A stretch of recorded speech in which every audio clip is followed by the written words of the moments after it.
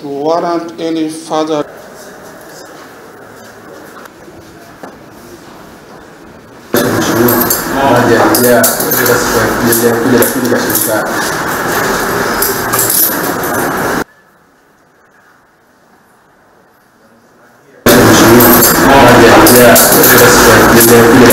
...131 children are associated with the respondents before court or the respondents before you.